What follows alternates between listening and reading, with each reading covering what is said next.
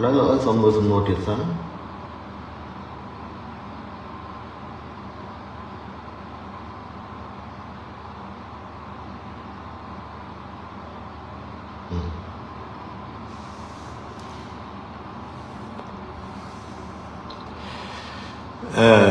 លោកឪនៅកូនភិរម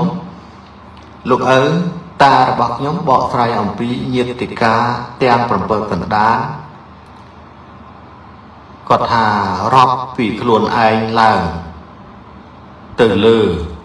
មានឪពុកម្ដាយជាដូនជីតាទួតហើយចុះទៅក្រោមខ្លួនឯងមានកូនមានចៅមានត្រូវហើយកូនអានញាតិទាំង7សន្តានហ្នឹងប៉ុន្តែមិនមែនសម្រាប់និយាយសម្រាប់តែជាតិយើងមកជាតិសម្រាប់យើងហ្នឹងទេតាំងពីកូនភិរមឯងបានមកចាប់កំណត់ជាមនុស្សនៅជាតិទី1មកម្លេះហ្នឹងហើយ7សន្តានគេរាប់ពីនោះមកយល់ទេកាលតែកូនភិរមឯងមកកើតជាមនុស្សនៅឋានកណ្ដាលនៅជាតិទី1ធម្មជាតិទាំង7នៅក្នុងសម្បកកាយរបស់កូនភិរមឯងហ្នឹងបានបង្កើតមនុស្សដែលជាសាច់ឈាមរបស់កូនភិរមឯងច្រើនគ្នាណាកូនឯងបានបង្កើតជាកូនជាចៅរបស់កូនឯងហើយកូនចៅរបស់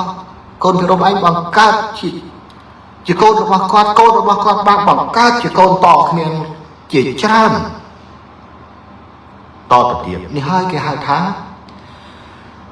ញាតិកាទាំង7សន្តានពាក្យថា7សន្តានគឺសម្ដៅទៅលើធម្មជាតិទាំង7របស់ខ្លួនដែលមានរាល់គ្នាហ្នឹងបានបង្កើតមនុស្សឲ្យខ្លាយជាសាច់ឈាមចេញពីធម្មជាតិទាំង7របស់ខ្លួនហ្នឹងត្រូវយល់ណាកូនមិនដូចសំណួរកូនខ្លះសួរមកគាត់ថាញាតិកាទាំង7សន្តានមិនមានតាម7សន្តានទេមាន8សន្តាន9សន្តាន10សន្តានចេះហាហើយដែលនេះចាស់បុរាណណាស់ដែលទៅនិយាយកូនចៅទាំងឡាយត្រូវនាំគ្នាគោរពគុណញាតិកាទាំង7សន្តានអត់ទាំង20សន្តានណា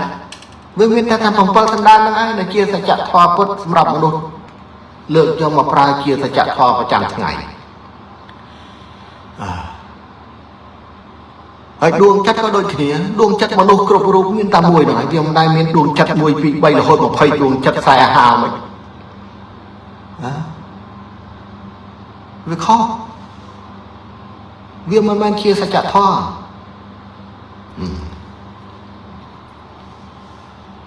អញ្ចឹងនៅក្នុងកាពីខ្លះបកស្រាយខុសលោកឲ្យថាខុសព្រោះប្រឆាំងពីសច្ចធម៌មែនដូចអត់នៅក្នុងអភិធម្មគេតំដៃអំពីដួងចិត្តអញ្ចឹងរហូតដល់អ្នកខ្លះបកស្រាយមានដួងចិត្ត1ដួងចិត្ត2ដួងចិត្ត3ដួងចិត្ត4ណា20នោះមិន20ចូលប្រមាណមែនទេវាគ្មានដួងចិត្តមនុស្សឯណាទៅច្រើនយ៉ាងនោះទេដួងចិត្តមនុស្សគឺមានតែមួយគត់លើលោកនេះមនុស្សទាំងឡាយយកពាក្យដួងចិត្តមកប្រើគ្រប់គ្នារហូតដល់យកពេលខ្លះយកពាក្យដួងចិត្តទៅប្រើជាមួយបុគ្គលដែលខ្លួនឯងស្រឡាញ់ទៀតផងសន្យាជាមួយបុគ្គលមនុស្សដែលខ្លួនឯងស្រឡាញ់ថាប្រពន្ធសម្លាញ់ឬក៏អូនសម្លាញ់ដួងចិត្តរបស់បងមានតែមួយនេះប្រគល់ជូនអូនតែម្នាក់គាត់ឃើញទេវាអត់មានបុគ្គលណាមួយមកនិយាយថាដួងចិត្តបង50អ៊ីប្រគល់ជូនអូនហ្នឹងវាគ្មានវាមិនដែលលឺមានសច្ចធម៌មកពីណាចាំមកព្រះសម្មាសម្ពុទ្ធក៏ដូចជាតួអង្គត្រាស់ដឹងជាច្រើនជាយាមឲ្យអ្នកទាំងឡាយទម្លាយសច្ចធម៌ដោយខ្លួនឯងឃើញទេលោកអើយតែមិនតែការពិតវាការពិតវាអញ្ចឹងវាអញ្ចឹង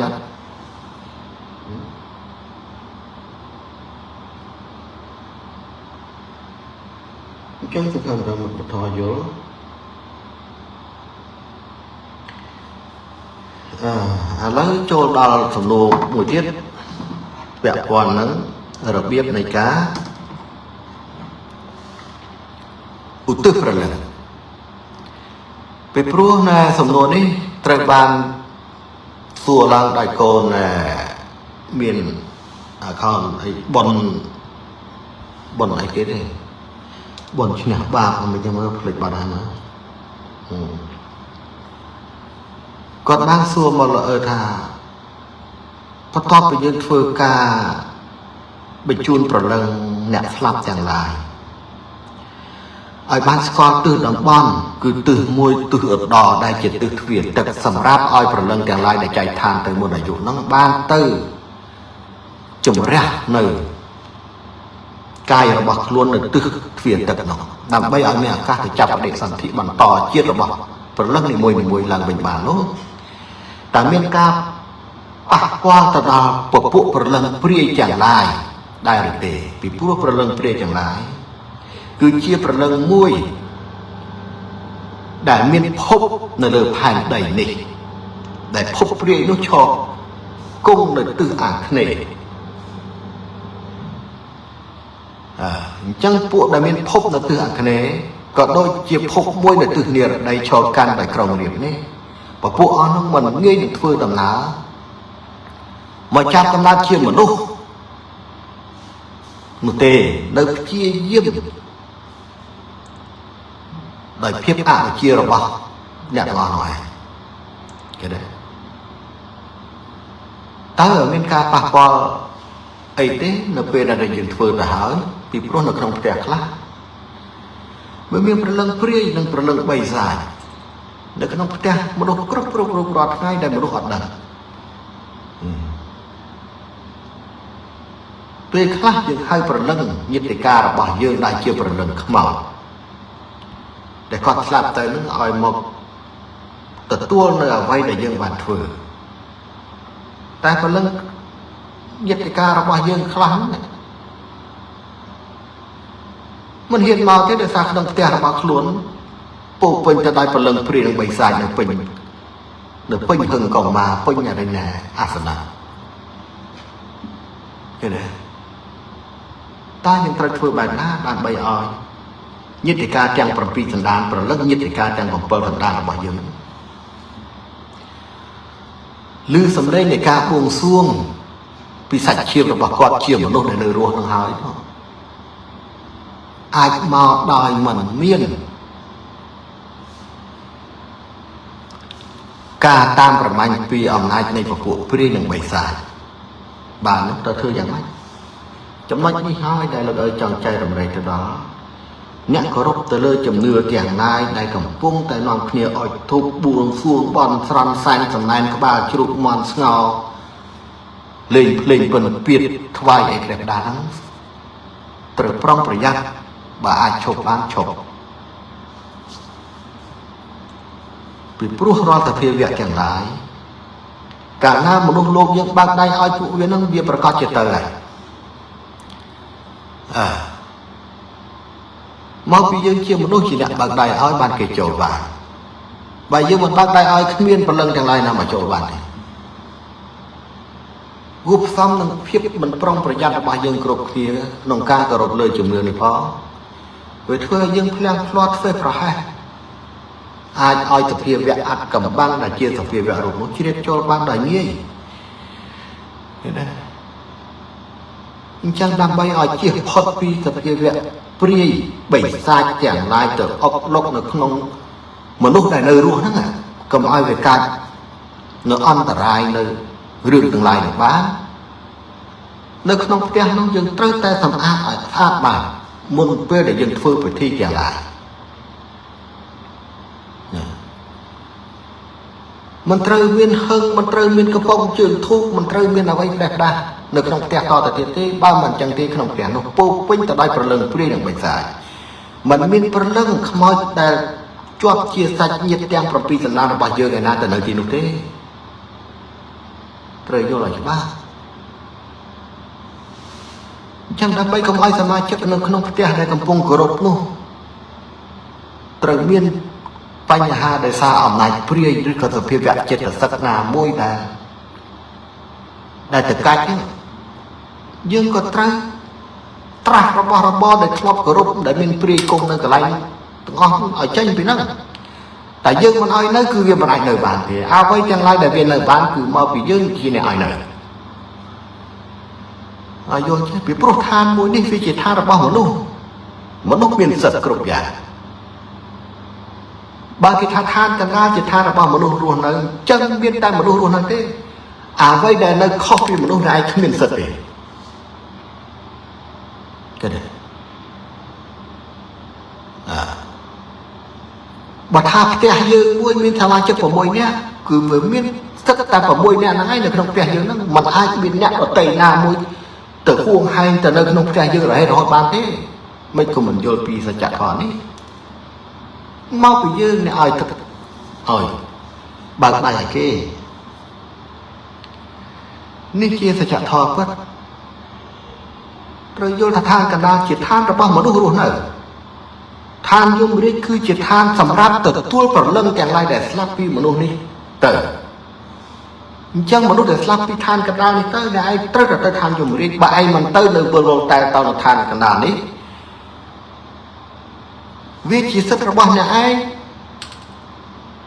មិនប្រុងប្រយ័ត្នការដែលអ្នកឯងនៅរស់បណ្តែតបណ្ដោយខ្លួនមិនយល់អាហ្នឹងមកពីចាត់ទុកខ្លួនមិនខ្លួនរូបមិនរូបហ្នឹងឯងជីវិតនេះមិនជីវិតខ្លួនហ្នឹងឯងដែលផ្្លាត់ស្នៀតឲ្យអំណាចទាំងឡាយយកអាយុមុនសច្ចធម៌កំណត់ហ្នឹងឲ្យយល់ចឹងណា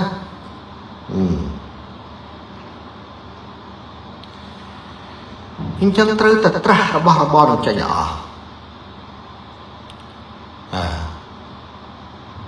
បើថាហឹងកងមកធ្លាប់កាន់កន្លែងនឹងសត្វតែព្រាយនឹងបិសាចពីព្រោះព្រលឹងព្រាយនឹងបិសាចគឺជាសភាវៈរូបមួយដែលឈរកាន់ដោយរូបមួយរបស់ព្រលឹងមនុស្សដែលបានស្លាប់ទៅ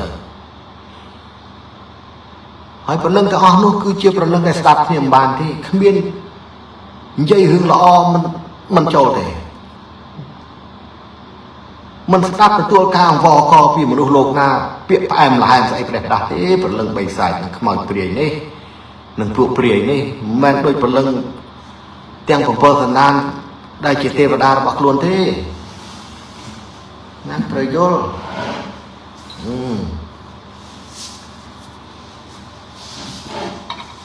អញ្ចឹងព្យាយាមត្រាស់ចេញព្រលឹងទាំងឡាយមិនថាព្រលឹងព្រាយឬបិសាចដែលធ្លាប់ប្រឡំទុំនៅផ្ទះរបស់យើងពេលនេះអស់កាយឯងមកគ្នាមកគង់លើកំពង់ជើងធុកនឹងរបស់ដែលយើងកំពុងរៀបចំនេះមានតាំងពីហឹងកងមកមានតាំងពីហឹងបាយសីអាសនៈស្ថតដូរឲ្យមកគង់ឲ្យទៅដល់ពេលវេលាកំណត់ដែលឯងត្រូវនាំគ្នាចេញពីផ្ទះរបស់យើងហើយឬក៏ព្រលឹងទាំងឡាយដែលជ្រប់បន្លំនៅក្នុងនគរកាយកូនចៅយើងប្តីប្រពន្ធកូនចៅយើងអីនាំគ្នាចេញមកអស់មកគង់លើវាមានតែយើងរៀបចំនេះទៅយើងជួនដំណើរឯងទៅទិសរបស់ឯងដល់ពេលវេលាហើយយើងមិនអនុញ្ញាតឯងនៅក្នុងផ្ទះរបស់យើងតទៅទៀតទេតែយើងនិយាយប៉ុណ្ណឹងពួកអស់ហ្នឹងក៏មិនអាចនៅបានដែរហើយបើថាព្រលឹងខ្លះទីតិចទេដោយសារតែព្រលឹងហ្នឹងត្រូវគ្រូសិលគ្រូធ្មប់ណាមួយចងព្រលឹងហ្នឹងមិនឲ្យចេញទៅណារួចយើងក៏ត្រូវប្រើមុនវិជាណាមួយក្នុងការស្រាយព្រលឹងពួកហ្នឹងឲ្យមានឱកាសរួចផុតពីចំណងសិលទាំងឡាយដែលគេចងព្រលឹងអស់ហ្នឹង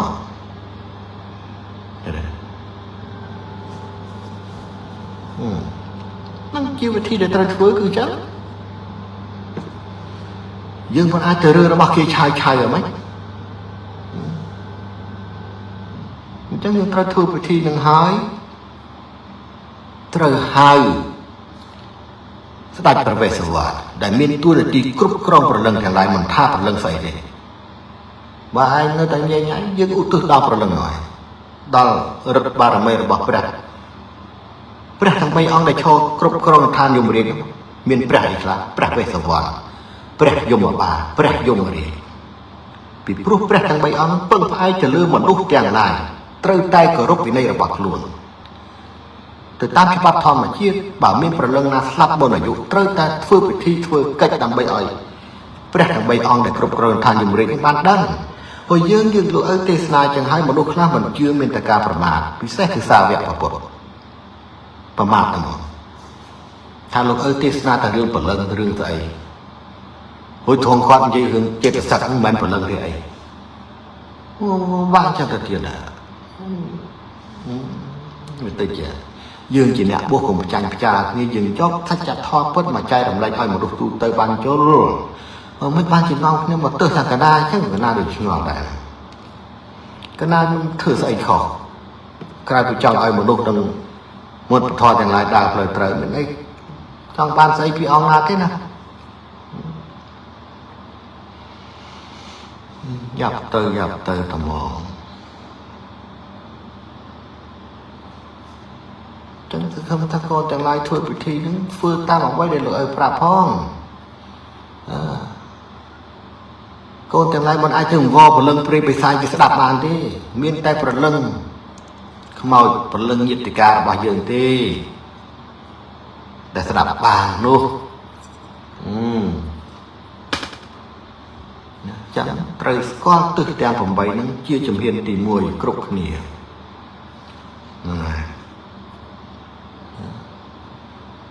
tung bờ lưng rồi bỏ sạch nhiệt luôn mình trời túc ở nơi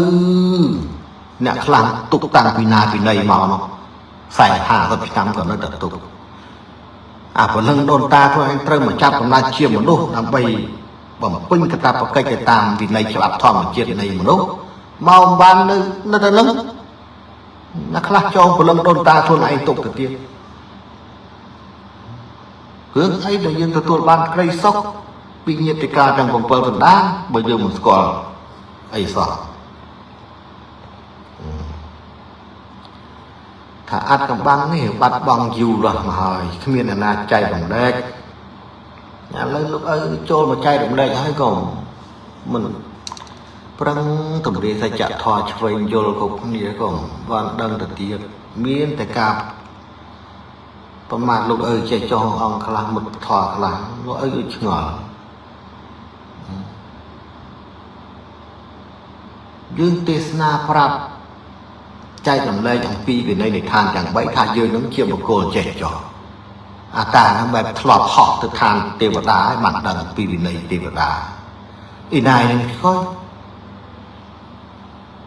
mình ban cho về cha là như là bọc luôn mà về cha là nó bị tầm bề để kia cái phong tổng này ní tham rồi mắt ban chỉ lục tàn được đang đây là việc na về ca tranh bị say chỉ là ở đang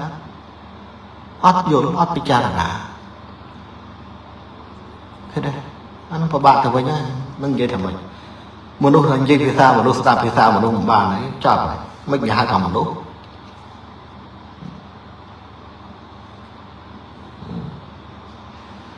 cho mà lỗi rồi thay lỗi phải giặt phải chạy lỗi thấy phần lâm luôn cướp bạch giang thằng con cái bị buộc chết cái sắc đây phần lâm tung nơi tam là có cái một lúc thì trắng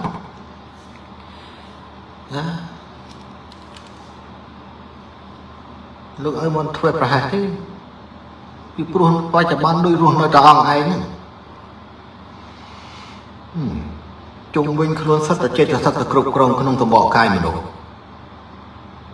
lọ ban thầm pi vị để ti để thò một chết bọc luôn hỏi khơi phật cái nắng chắp đào na này thế đấy chân lỗi trời là phong phải nhát con khác không có thằng lộc ơi đừng chia bỏ con chèn cho phải phát bị pro đầm na đi nơi ngày về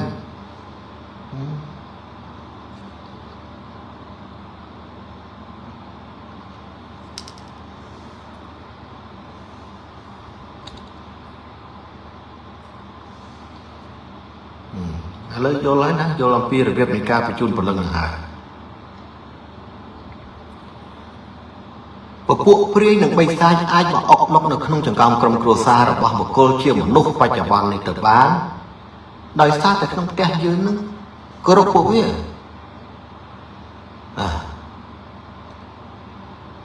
chứ nhưng trời đỏ ngay phụ viên nó không hỏi viên tờ không hỏi viên miền chẳng bao ngày kháng mốc cứ chỉ ngày đó bị xe về liệt kháng mốc cho một đó là cái hai thà để chắc bờ ran cái tay rồi bay thà chậm đời về là để bữa nạn miền bần lục gì chạy lúc nông hai cứ chỉ tụ ong môi để tranh mốc sạch xong than chẳng bày nâng riêng trong vì nay than chẳng bày xa chỉ mày làm với nó thế đấy chẳng đó về nó แต่งทานเทวดาแต่งทานนุกโลกแต่งทานยมเรียก ត្រូវតែអនុវត្តនៅវិន័យតែមួយដែលចេញពីតួអង្គនោះជាអ្នកកំណត់